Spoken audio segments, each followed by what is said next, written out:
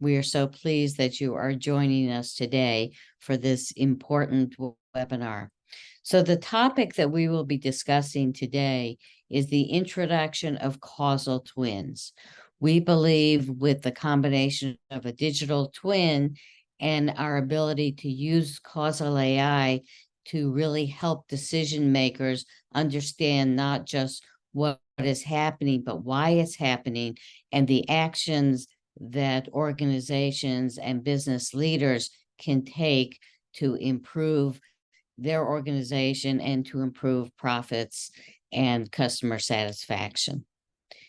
So without further ado, I would like to introduce you to Stuart Frost, our CEO at Gemino Software. And I will be back when we begin the Q&A. Thank you.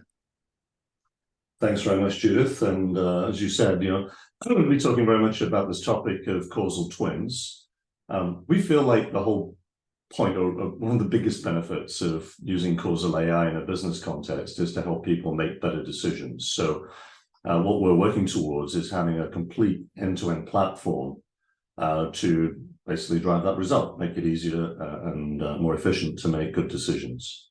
Because ultimately, that's what business is about, right?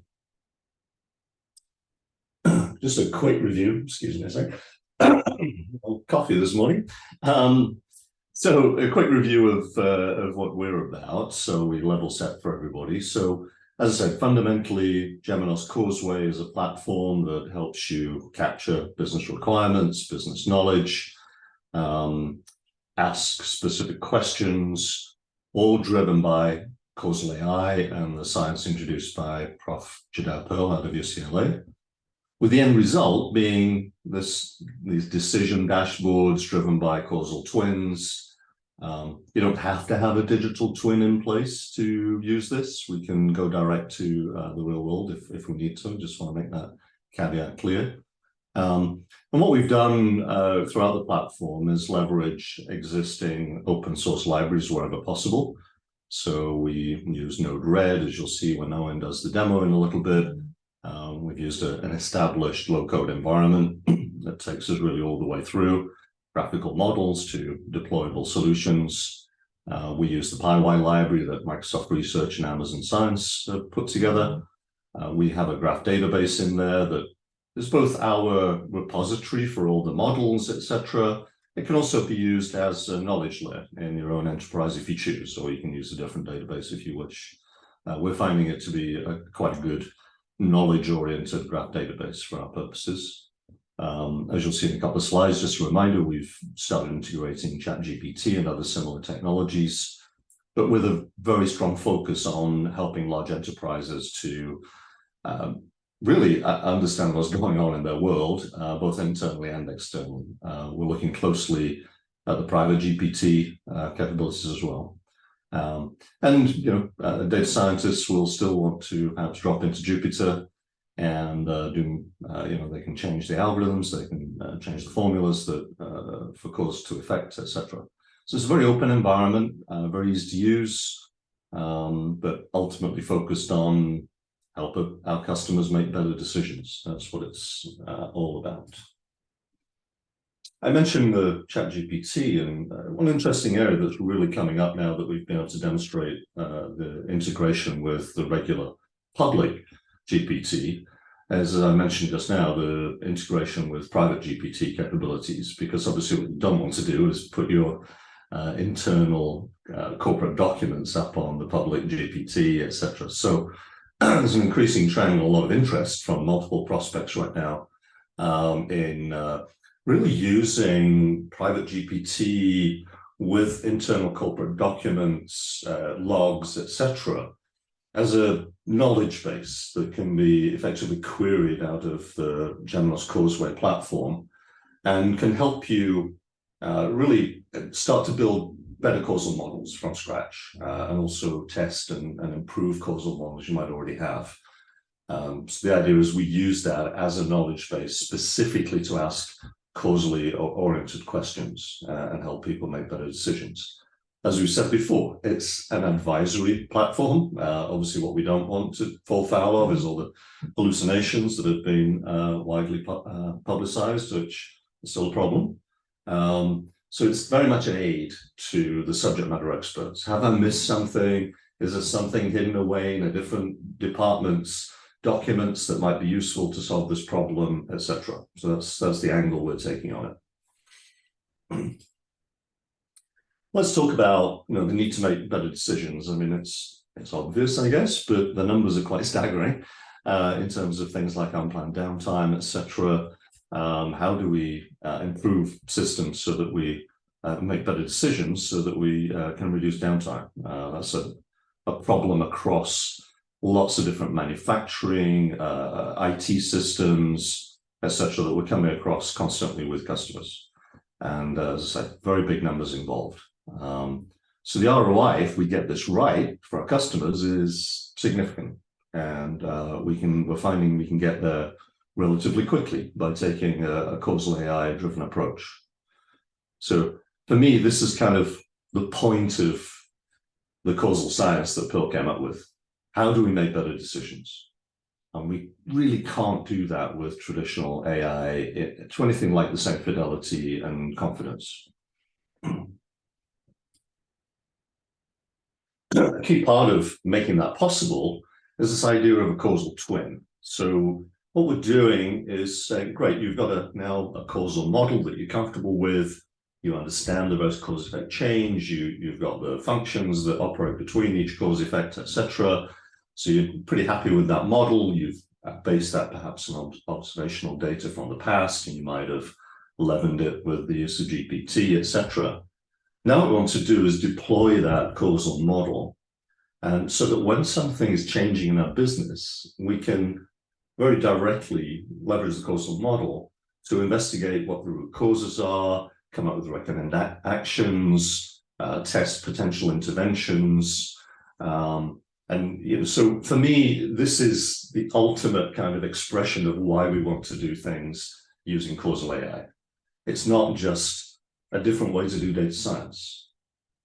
We think at Geminos that it's a fundamental advantage in helping our customers to make better decisions. So that this is why we think this is such an important step. And what we're doing is basically packaging up these causal twins as deployable solutions that can run alongside your existing business process, manufacturing process. But it's not the same as a digital twin, and I want to make that clear. So let's talk about the difference. So a classic digital twin, in the way we look at it, is fundamentally about taking data from the real world entity, maybe it's a gas turbine engine or something, and reproducing that in great detail, so that you understand how the parts are interconnected, etc. But it's fundamentally, you're observing the data. You're not able to really express interventions in the way that we can with a causal model or counterfactuals. So this is, the steps along the side are Pearl's ladder of causation and so on. And fundamentally, in order to make better decisions, we need all three levels. We don't really have that with classic digital twins. So what we're saying is by adding this causal twin capability to those kind of systems, we really help drive better decisions. So let's think about, we've got a jet engine here. We've got all kinds of things going on, obviously, perhaps during each flight. We need to think about safety. What parts might we need to maintain? Has there been any excessive wear? Has there some outlier behavior, etc.? All very directly addressable with causal AI. It's a perfect solution for these kinds of decisions that we have to make. So if I'm a maintenance engineer overlooking a bunch of engines, is it safe to do the next flight with this engine, or should I do something to fix it? It's a pretty fundamental question. So we're leveraging this idea of causal twins to really take the data in from the real world, understand what the issues are, what the root causes of any challenges are, and anything drifting, anything happening that we didn't expect based on the causal model that we have, etc., and then help us understand what to do about it. Because that is really the core of Pearl's ideas. Once we've understood the root causes, now we can start to test potential interventions and counterfactuals to basically see if we can mitigate the problem. So say maybe that is replacing a part, or maybe it's changing the flight envelope, perhaps restricting the altitude the plane should fly at, or restricting the speed it should fly at. Lots of different potential interventions that can be made, but we have to understand how effective that change is going to be, and also what the other implications are. Maybe it's going to be too expensive to do that. Maybe if we delay the flight to change a part, that's going to cause too much disruption to the overall schedule. So we've got to take all these things into account when we're making decisions. So just to be clear about the distinction between what we're talking about here with causal twins and digital twins, we view them as very complementary. So as I mentioned, the digital twin, in the way we think about it, really takes as much data as it can from the real world with as much fidelity as possible. So from a timing point of view, we might need to take some of these variables every millisecond or every second or every flight. And the digital twin has to be populated with all of that. And it really has to be a direct representation as much as possible of the actual big spin thing, whatever that is. It might be a combine harvester, it might be a jet engine, it could be a person. Lots of different contexts in which we can think about this. With causal twins, what we're looking at is I need to make a specific decision based on some of that data. What data do I need from a causal perspective to drive that decision?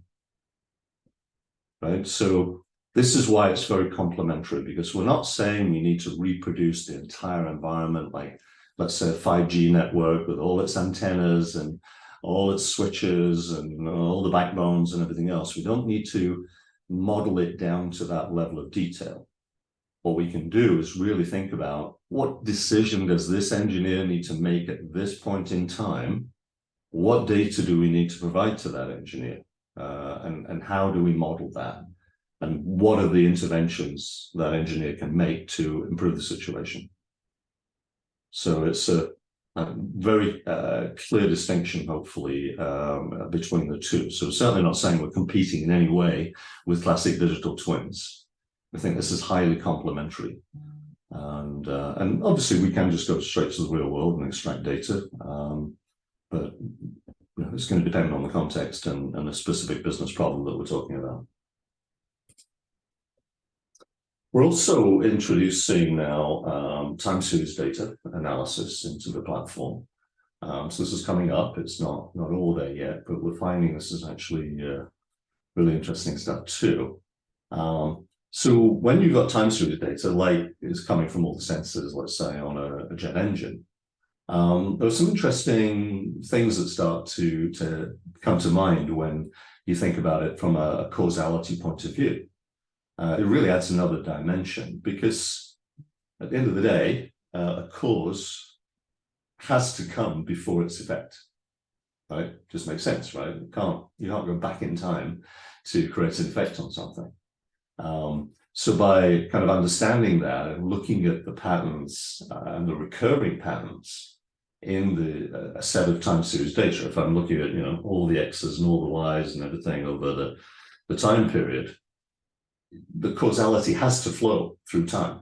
It can't go back in time. So sometimes what we're able to do is detect interesting causal relationships by looking for these recurring patterns.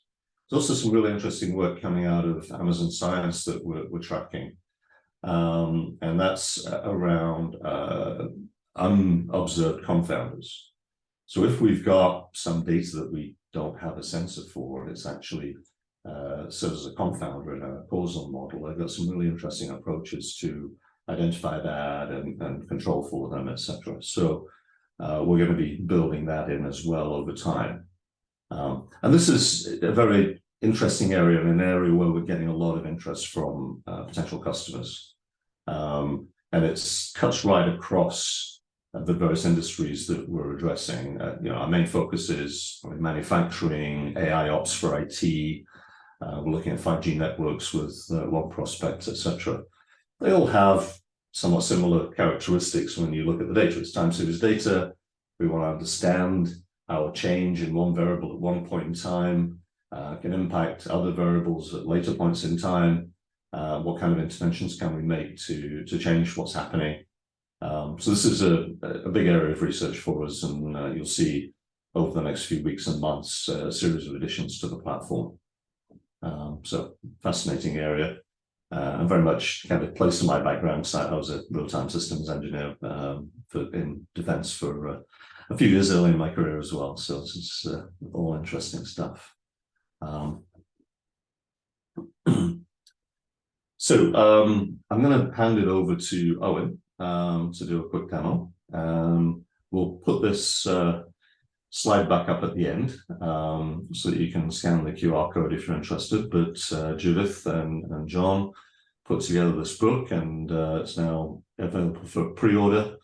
And it's really focusing in on the business use of causal AI, which is obviously a common theme for us at Temenos. So Owen, if you'd like to take over the screen sharing and take it away. Yeah, hi everyone. I'm going to do a quick demo for you today of the platform, and also go through a worked example of a causal twin that we've then created a decision board around. So first of all, I'll do a kind of a quick bit of background around our platform, a quick refresher on some of the key concepts of causal AI. So our platform is built on top of a low-code environment which allows you to build causal AI applications. I'll show a quick example of how that might look. There are potentially thousands of examples I could show here in terms of what we could build using this low-code environment. But from this palette on the left here, I'm dragging and dropping a variety of different function nodes that I can then wire together to build, in this case, a simple application flow. So this would allow me to execute some kind of function that I could define in this middle node, and then I could either execute it inside the platform using these timestamp and debug nodes. Alternatively, I could specify an endpoint inside this HTTP node that would allow me to execute this function from elsewhere. I could provide input to it. And similarly, on the other end, I could specify an endpoint that can take the output of the function. And again, this would allow you to kind of integrate certain functions into existing workflows. And as I said, there are thousands of these nodes, and this is one of many application flows that we can build inside the platform. The kind of star of the show on our platform, though, is and really the key concept of causal AI are causal models, which I'll do a quick example of what one of those looks like, and then we can look at a slightly more complex one afterwards. So the classic causal inference example that you'll see in a lot of different material in this area is around weather and ice cream sales. What I've done is I've dragged and dropped a few of these cause effect nodes onto the canvas here, and each of these will represent a variable in a problem domain that we want to model. So I've defined two here, and then when I connect these two nodes together, you'll now see that there's an arrow between them, which indicates a causal relationship. And that's fundamentally just saying when the weather changes in some way, ice cream sales will change. At this stage, when we're just building the models, it's very much qualitative. We don't need to quantify these relationships. And then when we're actually analyzing some data, we can quantify these relationships using some of the causal libraries that we have embedded inside the platform. And then just to finish this model off, normally the classic example is ice cream sales and drownings, but I normally like to do something a bit less morbid, like number of people wearing shorts or something. But hopefully you get the picture that these can be any variables that we want to understand in greater detail, and we can model them out in cause-effect pairs like this, and we can use that to model business problems and then make better decisions around those business problems. So what I'll do now is I'll show a more complex example. Earlier on, we introduced this jet engine example, and actually in the previous webinar that we did on GPT as well, we spoke a little bit about this example. But essentially what we're trying to understand with this model that we've built here is all of the things that have a causal relationship with the lifespan of an engine. What causes aircraft engines to wear and fail eventually over time? So obviously the nature of the flights that it's taking part in are a big part of that. We've also got various maintenance and replacement parts that we could use to kind of extend the lifespan of these engines. And also in the middle here, we've got a node called engine thermodynamics, which is kind of the integral part of the engine that we've also actually modeled in sort of a sub-model. So inside this node, I've also got another model that kind of fully captures the thermodynamics of the engine. And what we've done is we've got some data from NASA that we've used for this specific part of the model that allows us to understand the true inner workings of the engine, right? And this could be from the real world engine, it could be from a digital twin of the engine, and this causal model that we've built provides the means for us to have a causal twin of this engine as well inside the platform, which can then be used for causal analysis. So we've got both of those models that we've built. What we then need with those models is some data as well that supports them, so that we can use the model and the data to improve our decision making for this particular outcome, right? If I'm an engineer and I need to make sure that my engines aren't failing, I want to kind of minimize the risk of failure of my engines. I want to make sure that they can complete the flights that they're being assigned to. That's really what I'm trying to improve my decision making around that using this model. In terms of storing the data inside the platform, I've also built a knowledge model, which I'll cover quickly as well. In the yellow nodes that you'll see in this knowledge model are entities, and the gray ones are kind of relationships that connect them. And we've got everything in this problem domain that we want to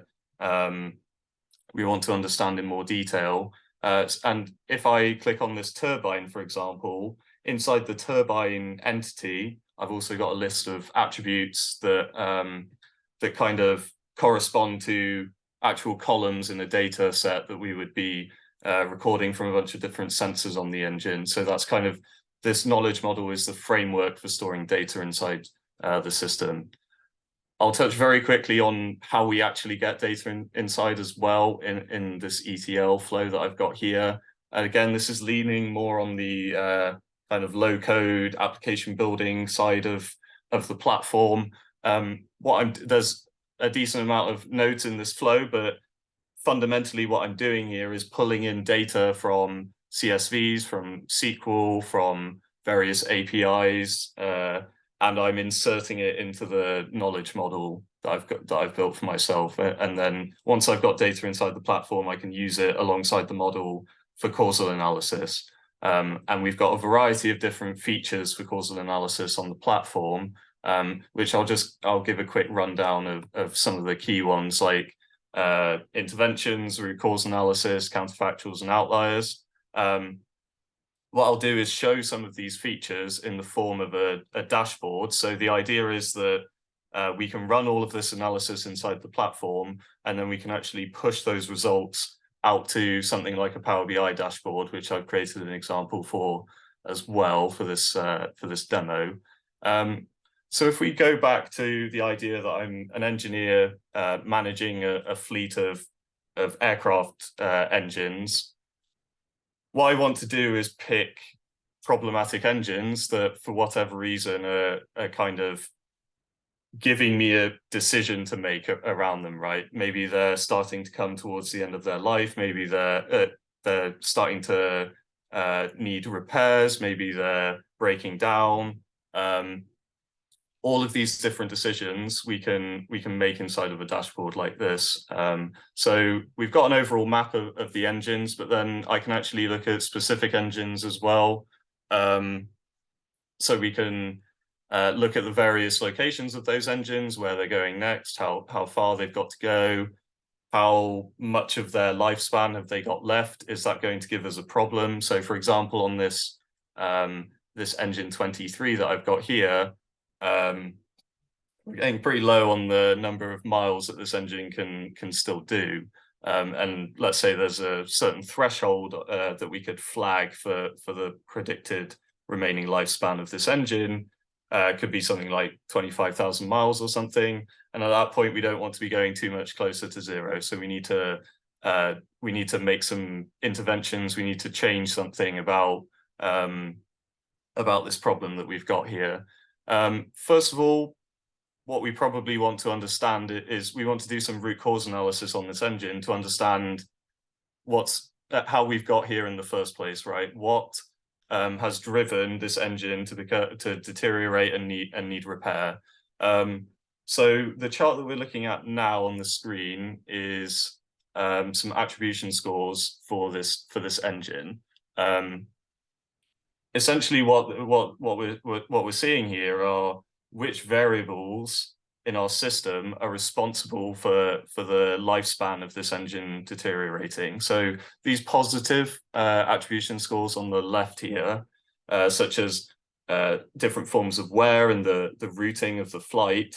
Well, I'll mention as well, these kind of abbreviations here, such as the HPC, are just different components of the engine. So we've got high pressure compressor, low pressure compressor, and high pressure turbine as our three acronyms here. So these attribution scores are basically telling us that wear to each of these different components is what's causing this engine to be in need of repair, and that's a reasonably straightforward conclusion to make. But there are still things that we can glean from this chart as to what decisions we need to make in order to remedy this engine. So there are a couple of different options, right? The positive attribution scores, we could make a positive change to them, such as decrease the wear on some of the parts. We could replace them, and that would naturally have an increase in our lifespan of this engine. Alternatively, if performing a repair isn't an option, perhaps due to the location of the engine, there are other variables that we might need to try and have an effect on in order to elongate the lifespan of this engine. So there are a couple of other examples here, such as maybe flying a bit slower, flying a bit more carefully, and potentially flying to different locations.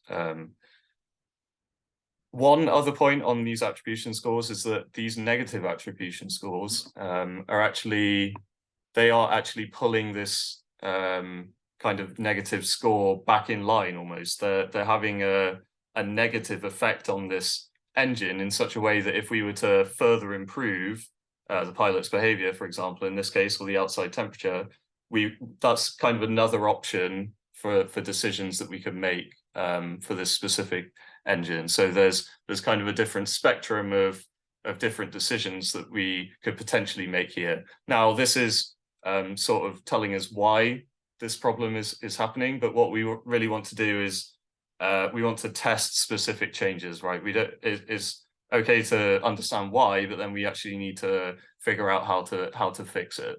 So in this final intervention slide that I've got here, I've got a bunch of different decisions at the bottom based around maintenance that I could do in order to improve the lifespan of this engine. And we've got our lifespan of our engine trending downwards over time in this chart. And this red dotted line is kind of an indicator of the current day. This is where we are right now. And then that kind of purple navy dashed line is our predicted lifespan if we don't make a change, right? And we can see that continuously trending downwards. As I said before, if we replace some of the parts to this engine, naturally we're going to increase the lifespan of it, and it will still trend downwards, but we can instantly have an improvement on the lifespan. So obviously those are options. As I said, though, they might not be able to replace certain parts in certain areas, right? I think we've all been on flights where they've said we're going to have to get an engineer out to fix the plane, and then for whatever reason one isn't available, or it's just a case of wrong place, wrong time, I suppose, and then the engine can't be repaired, and other decisions have to be made in order to kind of still have a positive impact on the engine's lifespan. So another option that we have is something like flight speed. We could do combinations of these. So obviously, if I keep repairing more and more parts, I could even further improve the lifespan of my engine. I've got a few different options down here, but also I've got some different routing for this plane based on our causal model that we built earlier. We had things like the outside temperature having an effect on the thermodynamics of the engine. So if we fly to different locations, if we fly different distances, we would expect also for this lifespan to be positively impacted in some ways, right? If I'm picking different destinations that I could go to, I might be able to also prolong the lifespan of this engine and reduce the risk of failure as well, right? That's one of the important points here. And similarly for these, we can also perform various maintenance even at these locations. So we can test a variety of different decisions in combination with each other to arrive at an outcome that we're happy with, right? We can make recommendations for the outcome, but sometimes it's still going to be up to the user, right? And really the goal of this dashboard is to present all of the relevant information that an engineer might need in order to make a better decision. And this is all driven by the causal model and the data that we've previously built out inside the platform, and then we're pushing the results out to a board like this. And that's a very quick run through of some of the functionality that we've got inside the platform, how we then build applications to solve business problems as well. And that's the end of the demo. Thanks, Owen. I will just take control back. Sure. Right, so I'll leave the image of Judith's book up there while we take questions. So Judith, I think you're going to rejoin, and we've got quite a few questions coming through, which is great. So go ahead, Judith. We have quite a few questions. I did want to start, Stuart, by just clarifying something that I think was important that you talked about. You know, you could say on one hand, well, people always figure out how to, solve problems. The issue that we've run across with our clients is that there's too much finger pointing. One organization doesn't necessarily collaborate with another part of the organization. So really taking the politics out, taking the finger pointing out of really understanding why things are happening and making better informed decisions is really one of the key benefits of using this causal twin approach. So maybe as we're getting the questions ready, maybe you'd like to just say something about that. Yeah, I think for the first time, really, we've got the opportunity to give decision makers an actual scientific underpinning to what they're trying to do. A lot of organizations have talked about having data-driven decisions, but there's some pretty fundamental limitations there, and in most cases they're just talking about using BI tools, let alone any ML. So we just think that's fundamentally limited. I was going to say flawed. It's not flawed, really. It's a first generation attempt at being data driven. But the reality is the algorithms just don't have an understanding of cause and effect. So in the absence of that, can you really rely on it to help you make high quality decisions? We're obviously arguing no. And the causal AI really fills that gap and solves that problem. So that's really what we're driving at. The whole point of causal AI, as I mentioned earlier, is not just to be a better way of doing data science. It's to directly address this problem of how do I make better decisions? So it really is that scientific underpinning. Yeah. So let's start with our next question. The examples you mentioned lean towards industrial use cases. Are you finding there's an interest in causal twins in more industrial related situations? Yeah, I mean, that's certainly where we're getting the initial levels of interest, there's no doubt. And I think that's partly because people like, it seems like yourself, Robert, who asked the question. You've been using digital twins, etc., to model the real world thing that you're managing, whether that's could be a production line, it could be a combine harvester, it could be a jet engine, could be a person, but obviously fairly widely used, and therefore a widely used way of thinking about these problems. But I say, so in many ways, fundamentally limited in how far they can go in helping you make better decisions. So we're really layering over causal twins into that environment to directly address this problem. How do we make better decisions based on all this data we've gathered? So obviously, if I can't really make a decision and rely on that decision, how good is it? Okay, next question. And I'll address this to Owen. Can causal twins address both observed and unobserved confounders? Yeah, so in some of the models that we've drawn there, naturally, when we're kind of undertaking the modeling process, we're making some assumptions and relying on our subject matter expertise in a certain area. And it's unlikely that on the first pass of creating these models that you don't miss anything. And that's kind of how we can refer to unobserved confounders. And there are tools within the platform that allow you to kind of analyze how well your model is doing in that regard, and whether you're missing potential variables in your model. So yeah, it's part of the iterative process that we have in the model building environment that we have inside the platform to address unobserved confounders. And naturally, observed confounders are kind of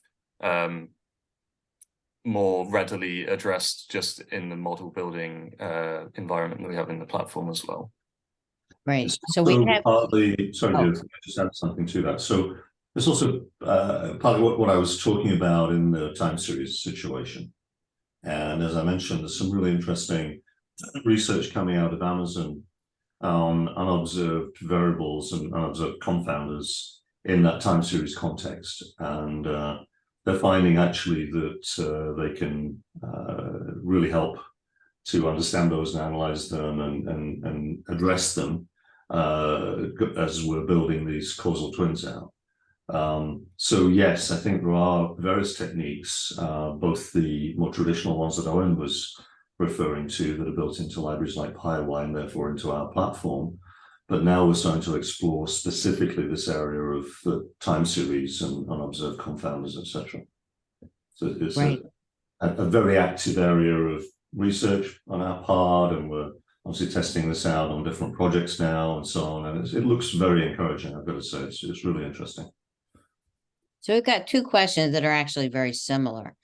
The challenges in building a causal twin, and how can you ensure the accuracy of the digital twin, the causal twin? Yeah, so obviously this is a really important area, right? Fundamentally, the accuracy of the causal twin is driven by the accuracy of the causal model that is embedded within it. So we've got to help people run through the whole methodology of capturing subject matter expertise, testing that perhaps with other subject matter experts, testing it with GPT-related technologies, ultimately populating it with data and testing the various assumptions that you've made. And the way I view this is that it's a kind of classic iterative scientific method for building and testing a causal model, and then ultimately deploying that, and also providing feedback to that as well. Because one thing we can say with reasonable certainty is that no causal model is going to be 100% accurate. The question in my mind is it good enough to help me make better decisions, right? So turn it on its head a little bit. I know there are going to be problems in my model. I know that are perhaps going to be unobserved confounders. I can't possibly take into account every potential variable. The real world's really complex. There's only so far I can go. What I need to know as I'm building the model and then deploying it is, does this added unknown noise and confounding behavior, does it damage the efficacy and accuracy of my model to the point where I can't really rely on it to make better decisions? That's the ultimate driver here, right? So if we start from the point that a business needs to make better decisions, and then we're back from that, how accurate does it really need to be to drive that and give us the right result? So that's the way we're thinking about this. Not looking for perfection. We have a lot of tools built into the platform. We're increasing those all the time to help you both identify potential problems in the model and address them as far as you can if you need to, and understand if you need to, I suppose, fundamentally. So yeah, it's a really interesting area that's kind of core to this approach. But I do think a lot of the more academic papers in causal AI and causal inference generally, they're driven by a different set of criteria, right? You've got to, pass peer review.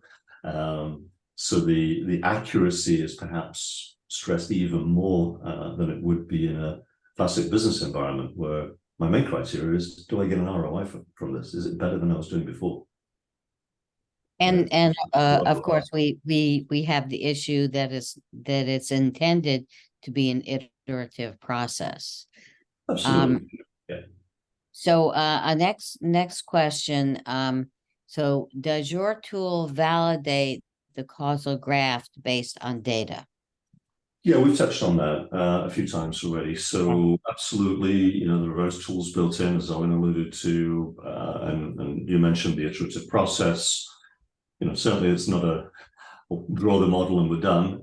There's all kinds of stages to go through, and the whole idea is to validate and improve the accuracy and test whether it's good enough to help you make a better decision. Great.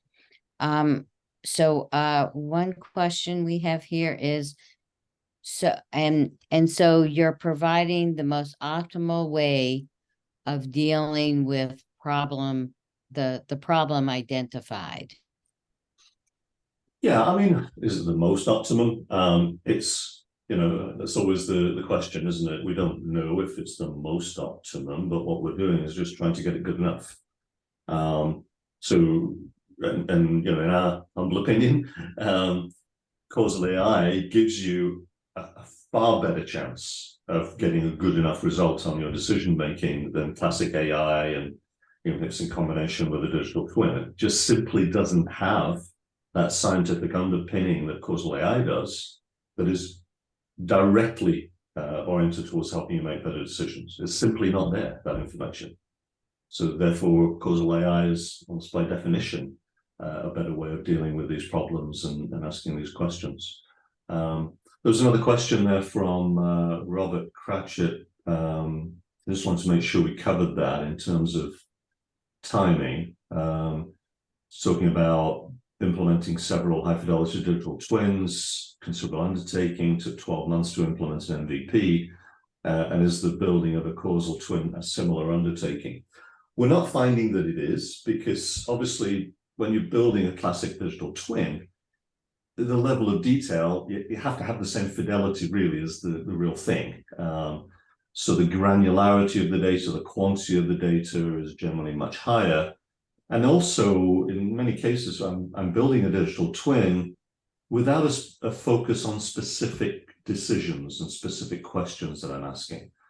I might, create a digital twin so I can analyze it offline, or I can run simulations against it. I've got different goals, perhaps, than a causal twin, which is the whole point is to focus in on a set of critical decisions that cost the business the most most money. So we're very focused on decision by decision, as opposed to trying to emulate the whole thing in its context as well, which adds a lot of complication. So we can do simple ones in a couple of weeks. Quite honestly, it's not that big a deal. We're actually just kicking one off right now in oil and gas. That's an interesting mini test point. We expect that to just take a couple of weeks to kind of prove the point of it. But typically, if we're talking about creating a complete solution, it's a few months. It's not usually 12, and usually a relatively small team as well. So I think the investment overall, time, energy, is very much less than a classic full-on, digital twin environment. So I've got another question here. Johannes Textor and others have provided mechanisms for testing DAG data consistency. Mm-hmm. Are these kind of tools also built in? Yeah, so we're very, as I mentioned, the platform's extremely open, and what we're doing is constantly looking for the best research, open source libraries, etc., people that we can collaborate with to build into the platform. So and we're also ultimately going to make that open to large customers, so they can add maybe internal libraries, etc., as well, that they've created themselves. So yes, we're certainly looking at all those things, and constantly kind of voraciously looking for the best ones that fill gaps in the overall methodology, help us drive this decision-making platform as best we can. And it's a rapidly changing field with lots of white papers coming out every week. And so another question here, does the platform use open source tools? Do you use generative modeling for addressing the effect of interventions? Yes, as I mentioned, it does use open source tools. Generative modeling for assessing the effect of interventions. You mean by generative, like LLMs and so on? We're certainly. I don't fully understand the question. I guess that's the point. So whoever asked that, maybe you can give me some help in terms of what you meant by that. So there's another question there about the causal effect strength. So we're using a variety of tools. As I said, we're bringing in new capabilities all the time. PyWire is based on ML, etc. So yes, we use a variety of tools and capabilities at different points in the life cycle to drive those numbers into the platform and help people assess the models. This question about how do they adjust to real-time changes in the system they're representing? That's an interesting one. I was going to talk about that and I forgot. So thanks for asking that question, whoever it was. So obviously, let's go through the cycle a little bit here, right? So we've built a model, we've populated that with historic data, observational data. We've done all the tests. We're pretty happy with that model. We think it's a good enough basis to make decisions. So we deploy it as a causal twin. And then it's running alongside the real world environment. And we're constantly then effectively generating more observational data And also what we're doing is intervening. So we're making decisions that actually perhaps change the basis, because we're learning more all the time about the system's behavior and so on. So a big part of the idea here is to feed that back in. So every now and then, whatever is appropriate for the system, obviously that depends very much on the nature of the set of decisions and the real world systems that we're dealing with. We'd want to go back and retest the model with that fresh observational data and look to see if the interventions really worked. So then we'll be doing things like difference in difference analysis to say, okay, at this point in time, we made this intervention. Did it really going forwards consistently have the right result that we were expecting? So yeah, but how frequently, to reflect current state is down to, the trade-offs of the cost of remodeling or bringing in new observational data, assessing the model, how frequently data is available, and really how often we need to make the decisions. One of the things that has been a common theme for me throughout my career of data management and analysis is we have to think carefully about when we need data and how often we need data to make a particular decision. We don't necessarily need all the fidelity of all the data pouring in, because it just adds a lot of complexity.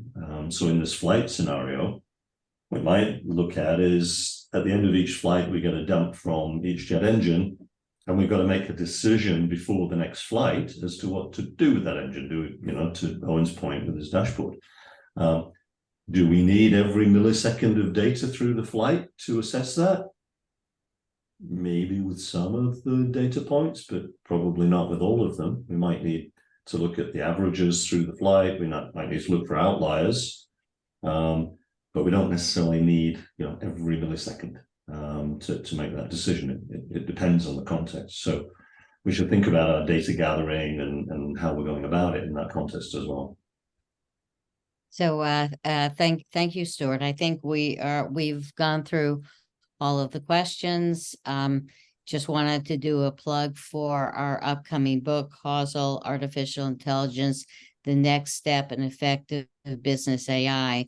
We really focus this book on making this very important area of causal AI accessible to the business community, to sort of bridge that gap between data science, AI, and the business organization. So it comes out October 3rd. And I don't know if this QR code is working, but feel free to visit your local Amazon online bookstore, and we would love to get your thoughts about it. We were very excited that Judea Pearl endorsed the book, so that was really quite a thrill for us, and look forward to engaging you in more conversations about what we at Gemino Software are doing, and looking forward to our next conversations. If you have questions, if you'd like a more detailed demo that focuses on the area that you are most concerned about, please reach out to us. These QR codes do work.